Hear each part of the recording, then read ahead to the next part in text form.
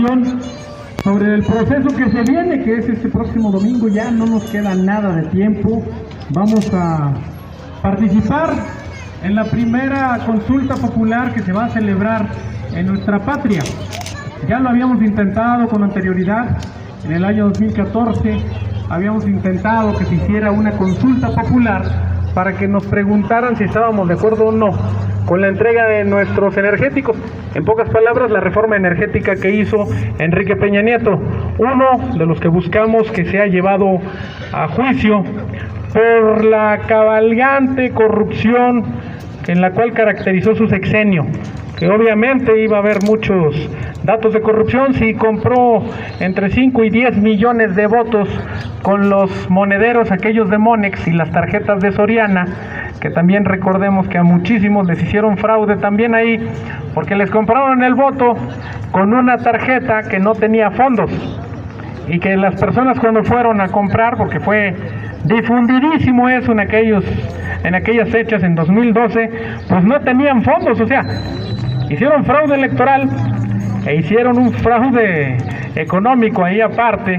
Entonces, en aquella ocasión no se nos permitió, en 2014, poder ir a una consulta popular. Y bueno, pues los tiempos han cambiado, la participación ciudadana se ha...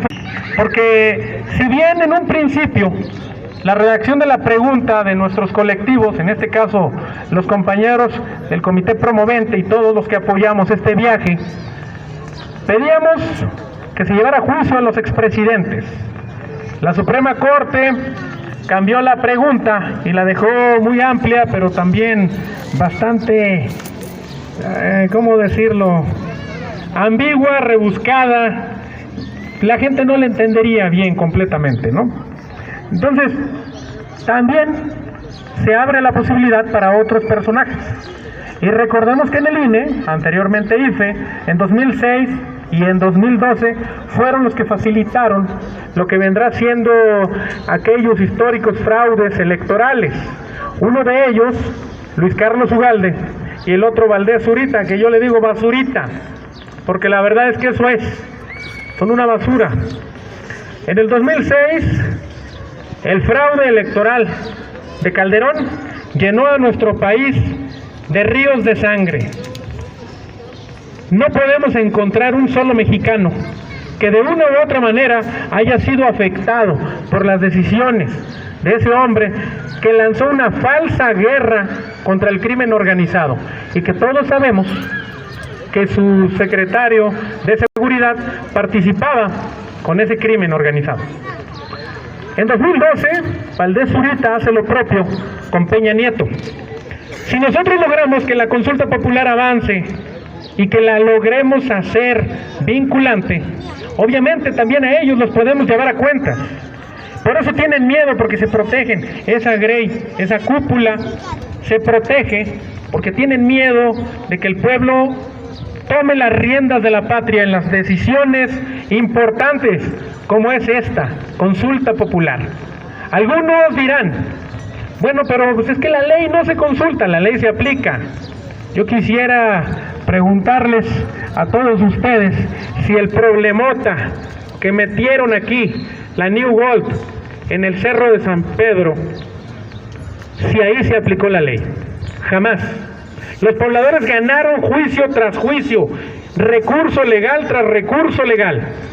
Y aquellos que les dieron los permisos de manera fraudulenta y por corrupción de por medio, hicieron que la ley fuera letra muerta.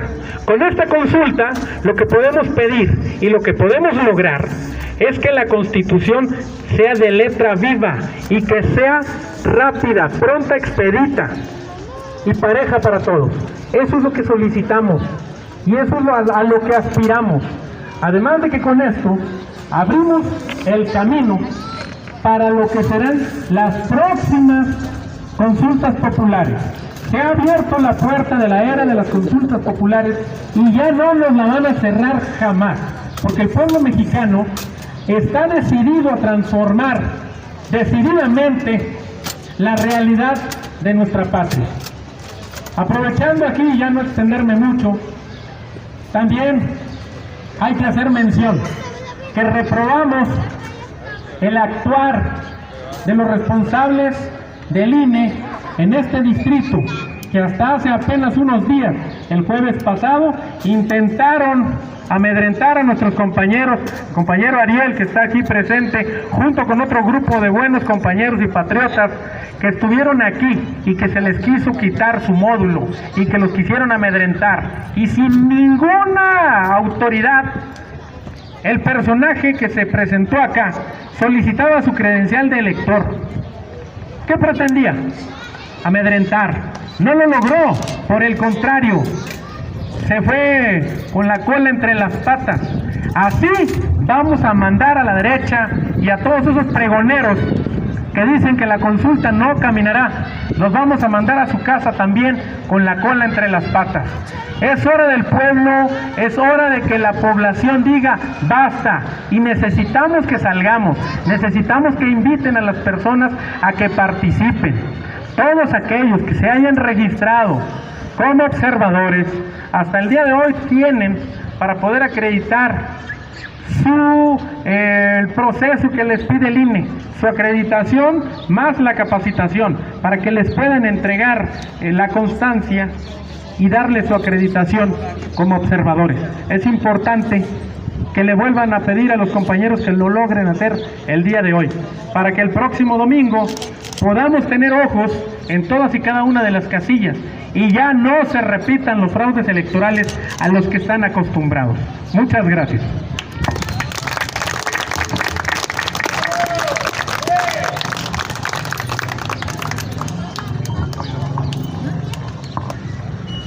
Bien, después de haber escuchado estas palabras, este mensaje que muchos de nosotros desconocíamos, vamos a escuchar a nuestro dirigente, que también es dirigente estatal de este movimiento y también de esta región del Altiplano, al ingeniero Ariel Chávez Reina. Gracias por acompañarnos a todos, de veras, muchas gracias, porque este proceso que se va a llevar a cabo el 1 de agosto ya lo dijeron, es la primera vez que se consulta al pueblo de México con un asunto de trascendencia nacional, y que no tenemos por qué pedir permiso. Lo que hizo el INE la semana pasada, el compañero Maximino y yo estábamos al frente, y pues fue lamentable lo que hicieron ellos, tratando de intimidarnos, de amedrentarnos, y que se pensaron que eran alguna autoridad judicial para una presentación, no sé qué pretendieron, pero totalmente errados y equivocados. Es un hecho que tenemos y que tenemos que estar siempre defendiendo. Y la consulta es un instrumento nuevo, es un instrumento, una herramienta que nos va a dar la posibilidad para que una vez que tengamos la conciencia plena de los ciudadanos de este país, el informarnos, el documentarnos, para impedir que puede ser uso esta herramienta para poder tener los atropellos de los que muchas veces somos objeto de los ciudadanos. En este momento aquí hay dos asuntos importantes en el municipio, y me refiero a un asunto como son los parquímetros, que es el quebranto de las arcas municipales, donde prácticamente se está recaudando dinero para una empresa privada, y que lejos de obtener el beneficio del municipio es una empresa privada que obviamente con el contubernio del presidente municipal, que nada más llegó a sacar los recursos municipales, pues estamos siendo de alguna forma atropellados. Y por eso tenemos que organizarnos los ciudadanos, tenemos que entender que esta organización de información nos va a servir para que no permitamos más atropellos. Hay otro asunto también importante, y me refiero al libramiento en el lado oriente de esta ciudad. Está recaudando muchos recursos, hay un convenio a nivel nacional donde le tienen que entregar a Matehuala el 5%, se han hecho tontos con esa aportación que da el municipio, pero esta ley de consulta nos faculta a los ciudadanos de Matehuala para poder exigir ese derecho, que se nos dé lo que le corresponde al municipio de Matehuala.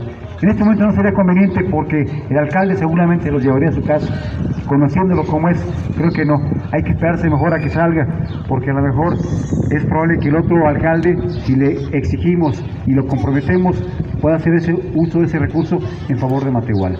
Bien, pues nos da mucho gusto que estemos aquí, porque no es fácil lograr la convocatoria, pero estamos conscientes de que hemos ido avanzando y que la gente va entendiendo de que ese proceso de transformación se está dando en el país.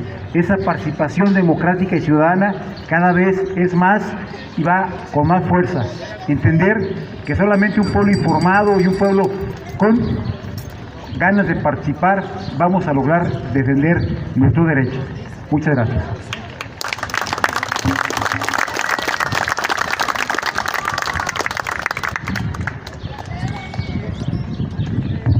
Bien, escuchamos al ingeniero Ariel Chávez, dirigente de este movimiento aquí en el Altiplano.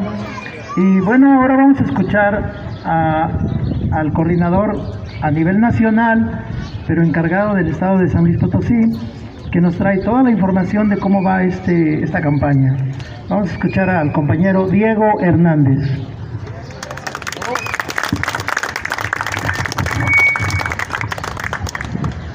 Muchas gracias.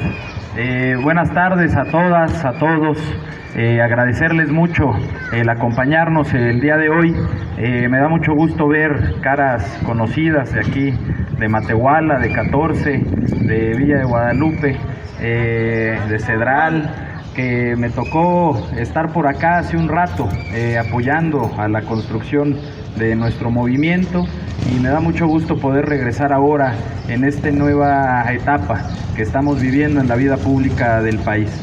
Hace algunos años teníamos esa gran ilusión de poder transformar la vida pública de México, y ahorita estamos en esas condiciones, estamos viviendo ese sueño, esa utopía, y esta consulta popular es parte de seguir profundizando esos momentos de cambio y esos momentos de transformación que queremos para todo el país, para toda la gente del altiplano potosino, pero sobre todo para todo México. Esto es algo que es fundamental y que tenemos que dejarlo como una parte fundamental del legado que nos vamos a dejar nosotros como generación, y que sobre todo le vamos a dejar a las generaciones que vienen. En septiembre del año pasado, muchas y muchos de ustedes también nos ayudaron a recaudar las firmas para poder lograr esta consulta popular. En solamente 15 días, en un ejercicio histórico sin precedentes, logramos juntar 2.700.000 firmas en todo el país, desde Tijuana hasta Chetumal. Compañeras y compañeros que quieren ver echado a andar este proceso de transformación, nos abocamos a recabar estas firmas. Pero esta no fue la primer consulta popular, como ya lo decía Tomás, a la cual quisimos hacer. 2014 también, muchas y muchos de ustedes nos ayudaron a recaudar las firmas necesarias para echar abajo la reforma energética de Enrique Peña Nieto. Esa reforma energética que fue consecuencia del haber comprado la presidencia de la República en 2012.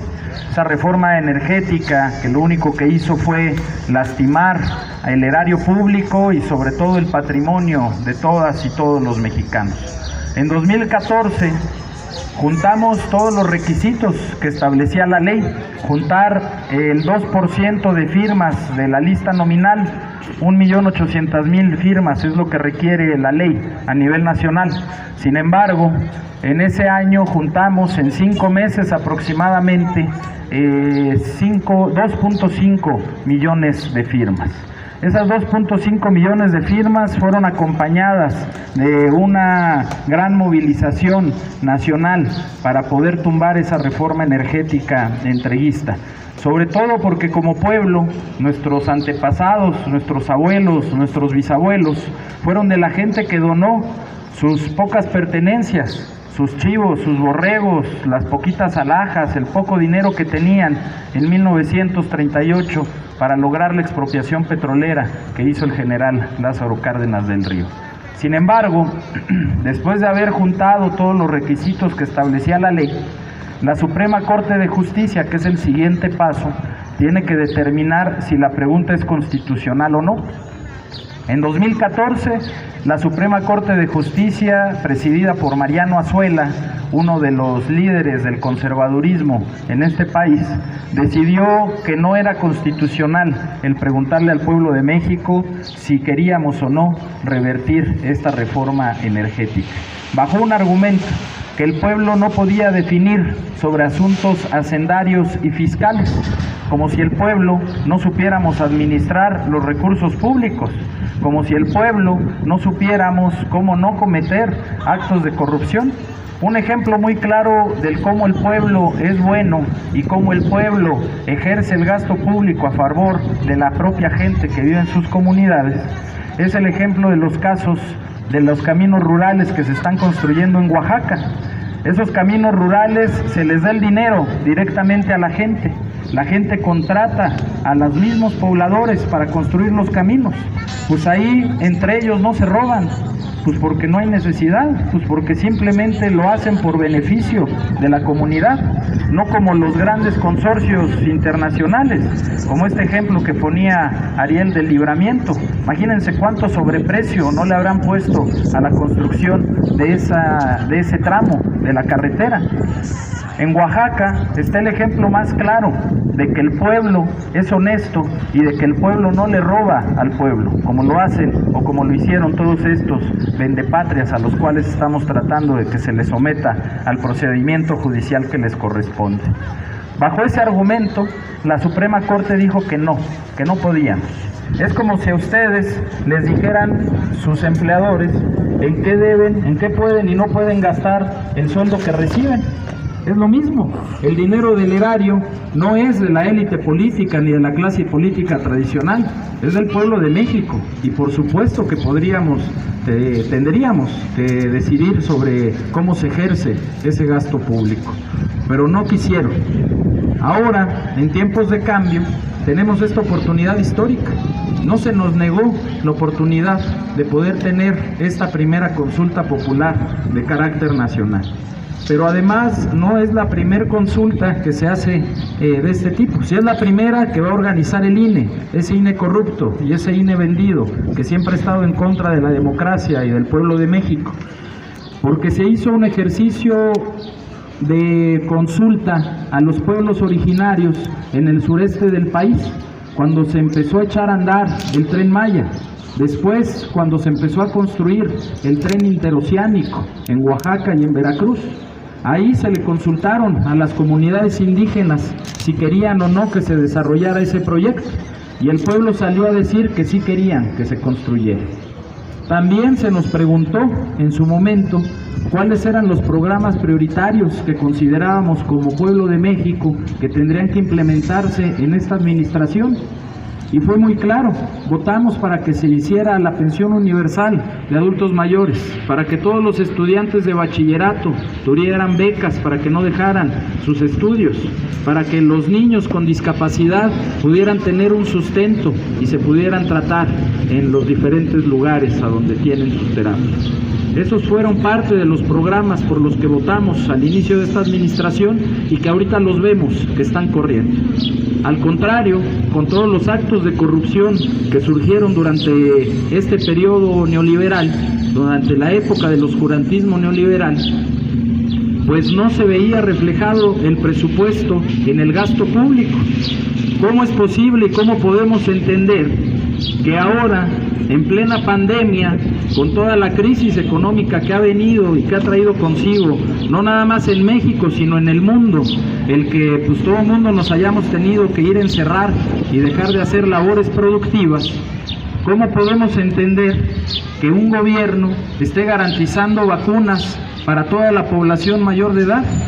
Dicen que para octubre ya todas y todos los mayores de edad vamos a estar vacunados. Hoy dieron el dato de que el 48% de la población en el país ya tenía las vacunas.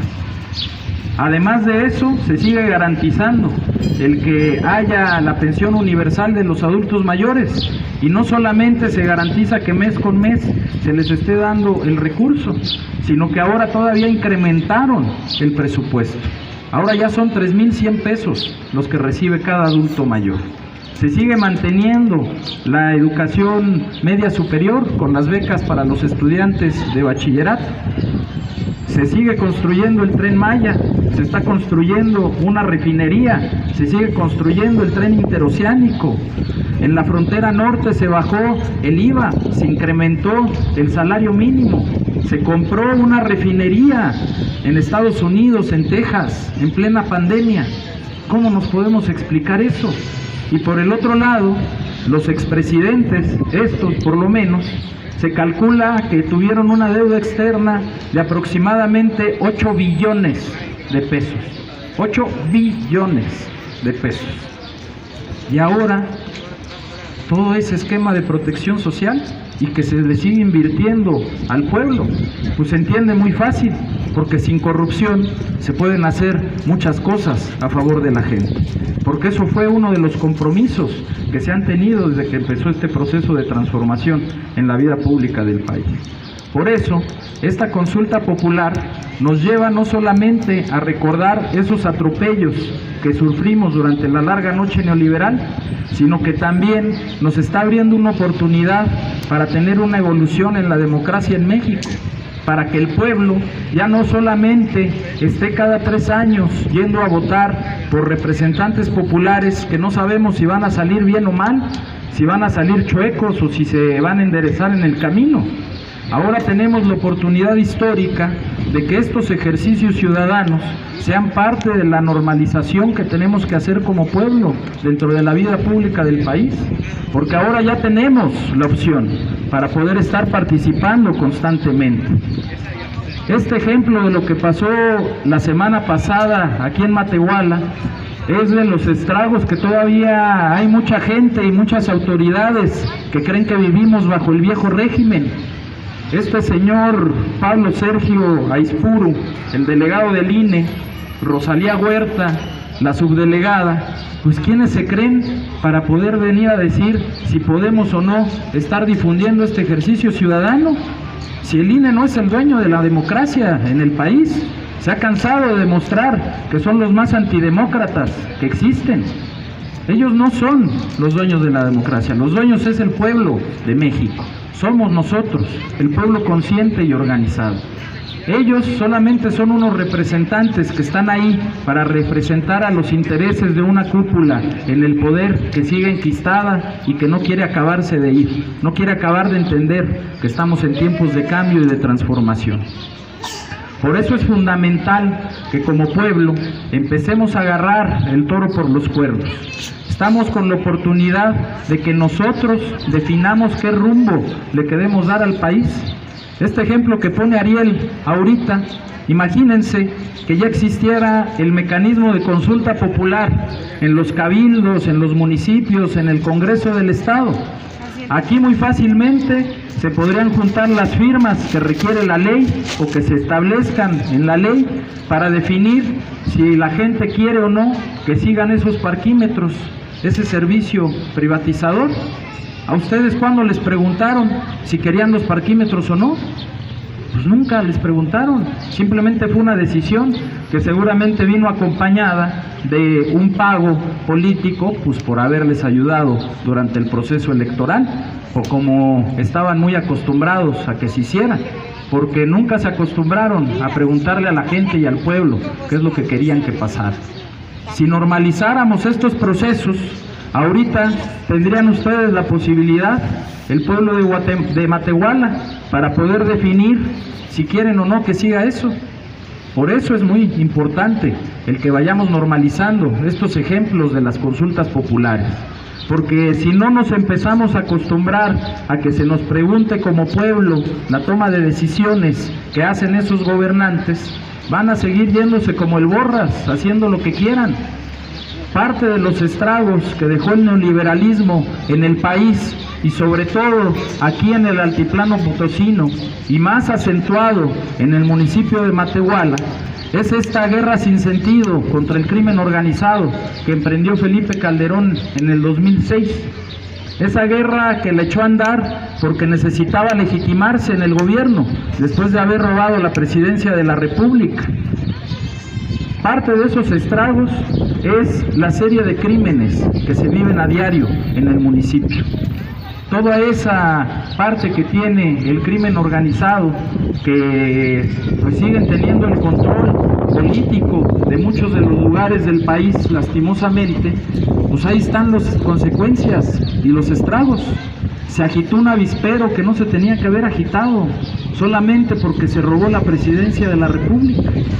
Además de eso, aquí en el altiplano potosino, pues está también el tema de toda la línea ferroviaria.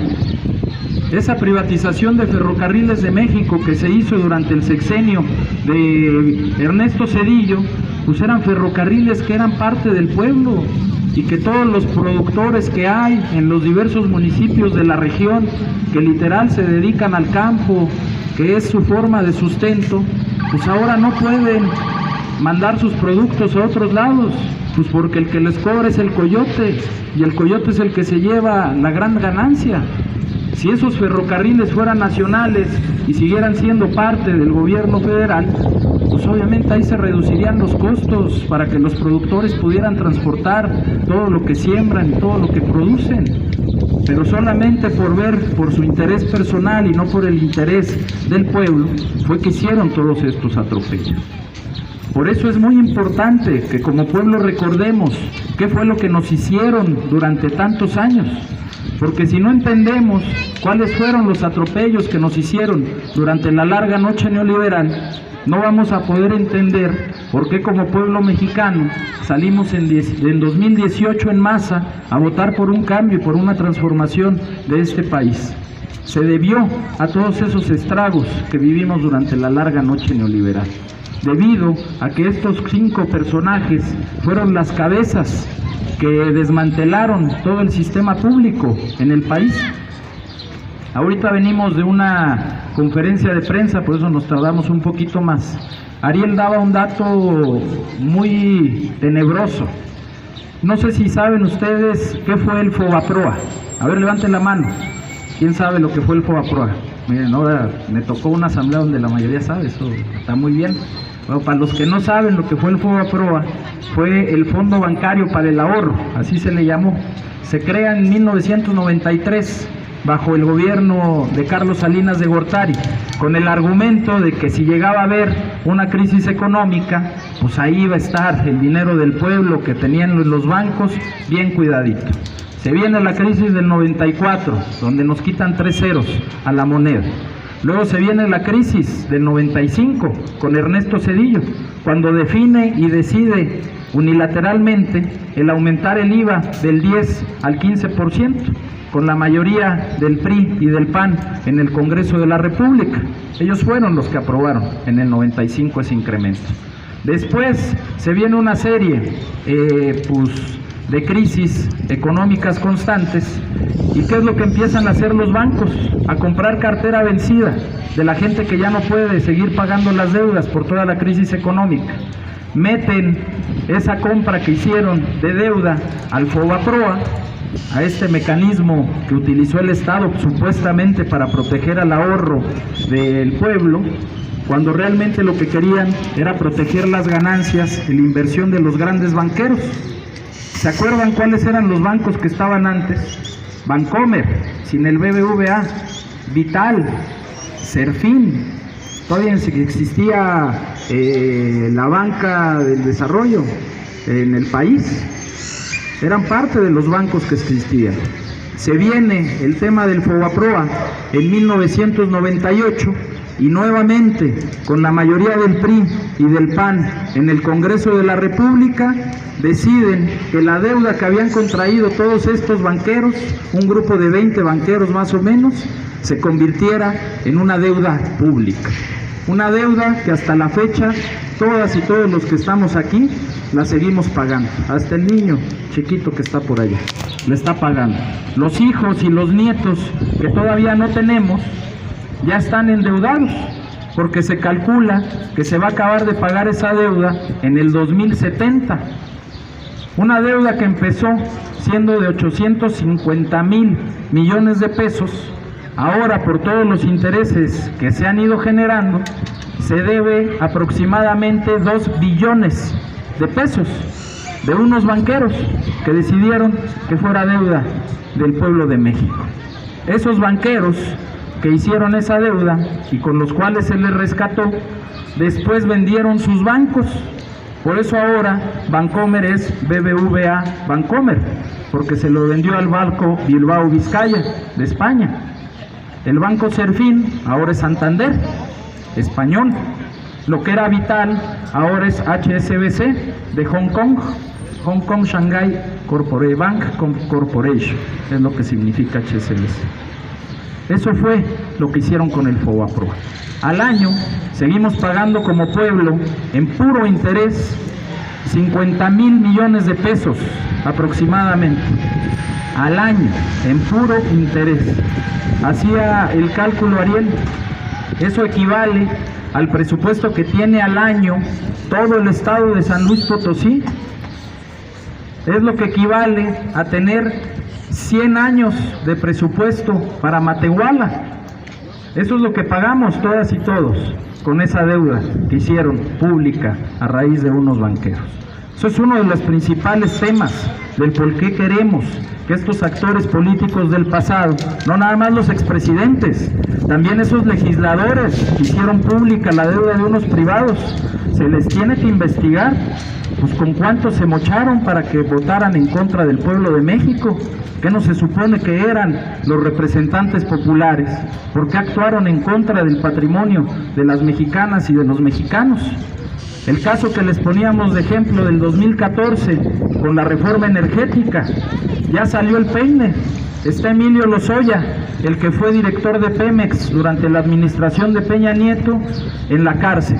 Ahorita está como testigo protegido y está empezando a hablar de todos los nombres de los legisladores a los que les dieron sus millones de pesos para que vendieran el patrimonio y la soberanía nacional. Ahí está Marco Cortés dentro de esos, el ahora presidente del PAN. Ahí está Anaya, el que fue candidato a la presidencia de la República por el PAN, porque él era el presidente de la mesa directiva en el Congreso de la Unión cuando se dio esa reforma privatizadora. Ahí van saliendo y cayendo uno por uno. Ya lo decía Tomás, el tema de García Luna, el exsecretario de Seguridad Pública de Felipe Calderón, que fue el que empezó toda esta guerra sin sentido que nos tiene en estos niveles de inseguridad todavía en el país. Porque eso sí, por el otro lado, empezaron a hacer fraudes a través de las universidades públicas. Imagínense, la estafa maestra por la cual Rosario Robles está ahorita en la cárcel. Fue un desvío de recursos que se calcula, porque ni siquiera se tiene el dato exacto, de 150 millones de dólares lo que se desvió. Y que parte de esas universidades que estuvieron coludidas fue la Universidad Autónoma de San Luis Potosí. ¿Cuántos estudiantes se quedan sin poder tener acceso a la universidad? Y que lastimosamente eso es lo que los orilla a que se vayan a las filas del crimen organizado, porque tampoco se pueden quedar trabajando en el campo por el abandono histórico que hizo el gobierno neoliberal, porque todo era traer de fuera. ¿Cómo es posible que México, siendo el país de donde surge el maíz, ahora importe más, se traiga más de Estados Unidos de lo que se produce aquí? Eso es parte de todos los estragos que vivimos durante este periodo. Y eso es parte de lo que hay que seguir denunciando. Pero además de eso, y de que esta consulta popular del próximo domingo va encaminada a esclarecer todos esos delitos, porque tienen que rendir cuentas. Si cualquiera de los que estamos aquí cometemos un delito, ¿qué es lo que va a pasar? Nos van a llevar al Ministerio Público. Presentarán las pruebas correspondientes para determinar si somos culpables o no. Y un juez dictará sentencia y nos dirá si son culpables o no son culpables. ¿Por qué a estos tipos ni siquiera un simple proceso judicial se les ha iniciado? Con todos estos antecedentes, y ahorita nada estamos dando 3, 4 ejemplos de todo lo que hicieron. ¿Por qué ellos? Pues que ellos son de primera y nosotros somos de segunda. ¿O por qué son intocables? ¿A qué intereses les responden? Eso es lo que estamos pidiendo, que este próximo 1 de agosto se empiece a hacer por fin justicia, porque no es una cuestión de venganza, es una cuestión de justicia. Justicia para el pueblo y justicia para las víctimas, para los familiares de desaparecidos también.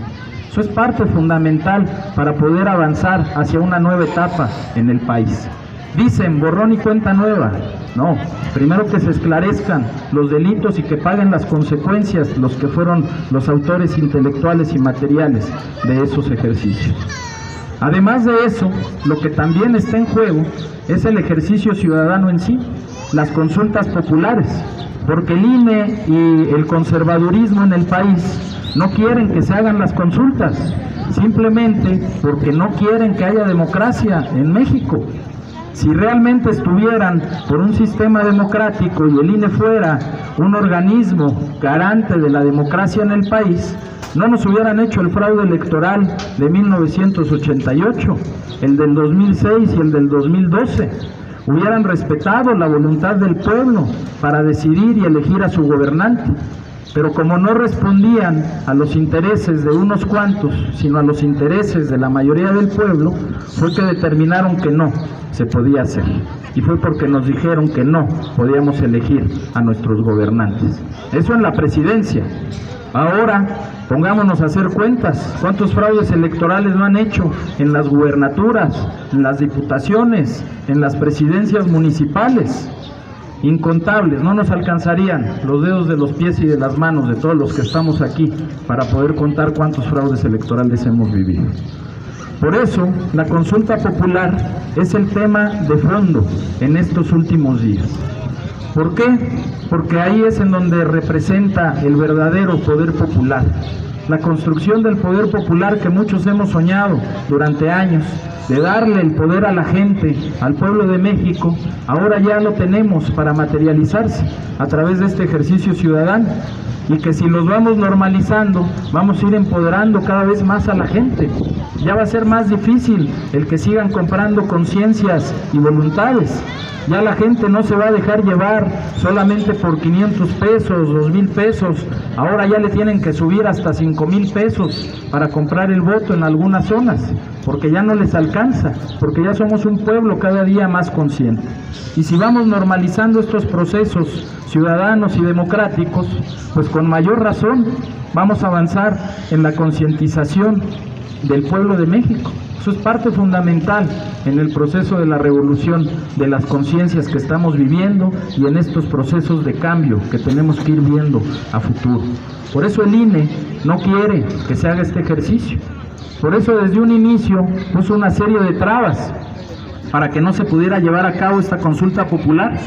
Hay que recordar que no solamente lo que pasó aquí a Ariel y a los compañeros que estaban en el módulo el jueves pasado, que eso es parte de la represión sistémica que ha tenido el INE contra todos los ejercicios democráticos. De inicio, lo que dijeron fue que la consulta les iba a costar 1,500 millones de pesos. Imagínense. Pues obviamente ya sabemos que el INE es el instituto electoral más caro del mundo. Sus consejeros electorales tienen un sueldo de más de 200,000 pesos al mes, ganan más que el presidente de la República. Además de eso, ahora dicen que les va a costar 528 millones de pesos. Aún así, una cifra muy cara, muy elevada. Pero comparemos los 500 millones de pesos con los 50,000 millones que pagamos al año con el FOBAPROA, que es más barato. Pues obviamente el pagar el FOBAPROA es muchísimo más caro. Esto representa el 1% de lo que se paga al año con el FOBAPROA, este ejercicio democrático. Pero eso sí, el INE sí tiene recurso y presupuesto para poderse haber aprobado el año pasado un presupuesto de 1,000 millones de pesos para la renta de vehículos de lujo y blindados. ¿Para qué necesita un consejero electoral un vehículo blindado? Ni el presidente anda en vehículos blindados, porque un consejero electoral sí lo va a estar. Pues porque siguen creyendo que son intocables, que son faraones, que son pequeños monarcas, se siguen creyendo amos y señores del país. Pero para garantizar un ejercicio democrático como este, para eso sí no tienen recurso. Por eso, como comité promovente de esta consulta popular, solicitamos desde septiembre que se nos aprobó las firmas y que se nos aprobó la pregunta en la Suprema Corte de Justicia. Le pedimos al INE que se incluyera una boleta extra el 6 de junio, en donde nos hicieran esta misma pregunta que nos van a hacer el próximo domingo. Con eso pues iban a reducir sus gastos, ya no iba a haber pretexto para no poder realizar este ejercicio ciudadano. Pero obviamente, temerosos el INE y los conservadores del país de que pues fuera a haber una votación muy contraria a sus líderes morales y a sus candidatos, dijeron que no se podía empatar esta elección. Si así el conservadurismo acabó muy vapuleado de todo este proceso y la gente y los candidatos del movimiento de transformación tuvieron una contundente mayoría en todo el país, imagínense que les hubiéramos metido a sus líderes morales en la boleta, los borramos del mapa político. Por eso no quisieron que se empatara. También por eso no quisieron que se metiera otra boleta extra de otra consulta popular que vamos a tener en marzo del próximo año, pero que se llama revocación de mandato. Ahí nos van a preguntar nuevamente, por primera vez en la historia, al pueblo de México, si queremos que el presidente de la República continúe en su encargo o ya no continúe. ¿Por qué nada más el presidente se va a someter a eso? ¿Por qué los gobernadores, los presidentes municipales no se someten también a la revocación de mandato? Eso es parte que tenemos que ir empujando como pueblo de México, y por eso es fundamental estas consultas populares normalizarlas, para que ya se nos pregunte todo, que no quede nada más en una cúpula política la toma de decisiones, sino que seamos todas y todos nosotros conscientes y organizados los que salgamos a decidir el rumbo de este país. Porque en estos tiempos de cambio y de transformación, el pueblo manda y el gobierno obedece. Y eso es algo que hay que cambiar dentro de la conciencia de la gente y del pueblo de México. Por eso les pedimos que en estos últimos 5 días que nos quedan para seguir difundiendo la consulta popular, nos ayuden, que se traten de ir a todos los rincones del altiplano. Es muy complicado porque hay una dispersión poblacional aquí muy grande, ¿no? Eso lo tengo muy claro. Pero sobre todo hay que priorizar las zonas en donde se van a instalar las casillas, porque de ahí viene, según la falta de presupuesto, el que hayan reducido el número de casillas. El 6 de junio se instalaron en todo el país un poco más de 163,000 casillas. Ahora, para el 1 de agosto, solamente vamos a tener 57,124 casillas en todo el país, la tercera parte, porque no tienen dinero para garantizar lo que es su chamba, pero sí tienen dinero para rentarse vehículos de lujo. Además de eso, la ubicación de las casillas.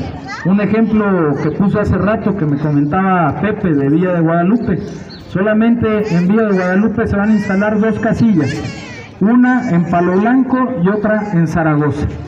Imagínense, el resto de localidades no van a poder ir a participar, por más que quieran. Pues ¿cómo le van a hacer?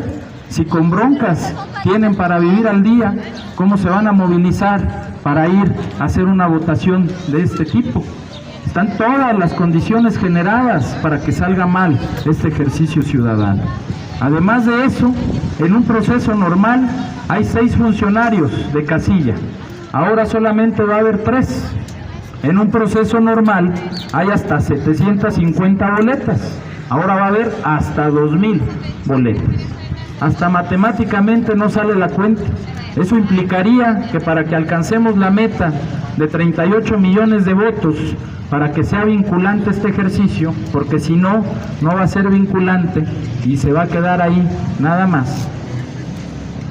Necesitaríamos que haya en cada casilla votantes, un votante por minuto. Pues sabemos que cuando vamos a un ejercicio normal, con todos los 6 funcionarios que hay, pues por lo menos son 5 minutos. En lo que llegas, te reciben la INE, te dan las boletas, entras, te lo sellan, regresas y sales, por lo menos son 5 minutos. Ahora imagínense con la mitad de funcionarios en cada casilla, pues no salen las cuentas. Porque el INE está poniendo todas las condiciones para que no salga este ejercicio, porque por un lado no quieren que se someta a juicio a sus líderes morales y por el otro no quieren que normalicemos la democracia participativa a través de las consultas populares. Por eso es fundamental que como pueblo sigamos en esta difusión, que más allá de si conseguimos o no el número de votos, lo que estamos pidiendo aquí es que se haga justicia, y millones tenemos que salir a levantar la voz por eso que se nos negó durante décadas, durante muchos años. Dice la derecha que la justicia no se consulta, se ejerce. Si realmente ellos ejercieran la justicia y la ley en este país, Calderón ya estaría preso desde hace muchos años.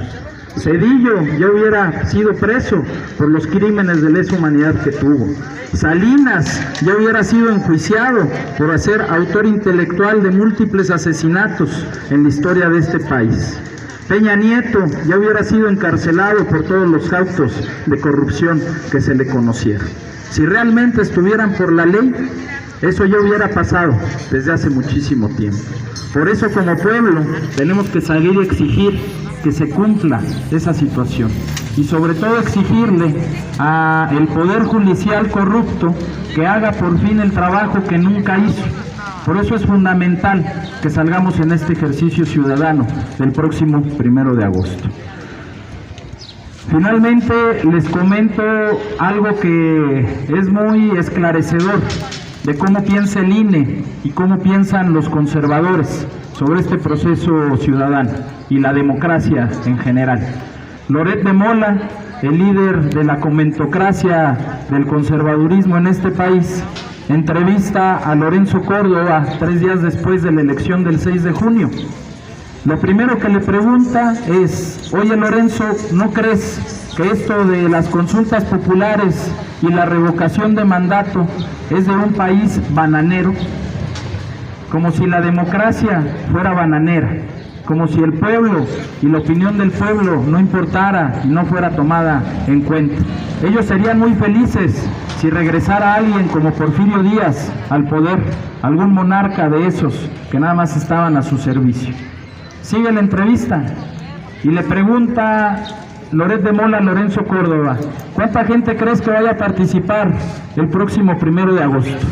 Lorenzo Córdoba, que es el responsable de garantizar que en cada ejercicio democrático haya una mayor participación ciudadana, le responde muy fácil: al INE no le interesa cuánta gente vote, solamente le interesa organizar la elección. Por eso, el domingo hay que salir a gritar sí a la dignidad, sí a la democracia, sí a la verdad y sí a la justicia, porque ahora es la hora del pueblo. Muchas gracias.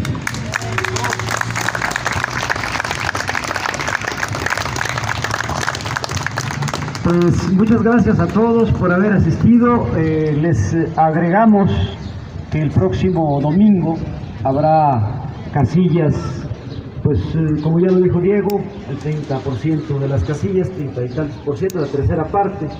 Y para ponerles un ejemplo, quienes votan en la casilla 493 van a votar en esa casilla, pero también ahí va a votar la casilla, la sección 491, la 492, la 493 y la 495.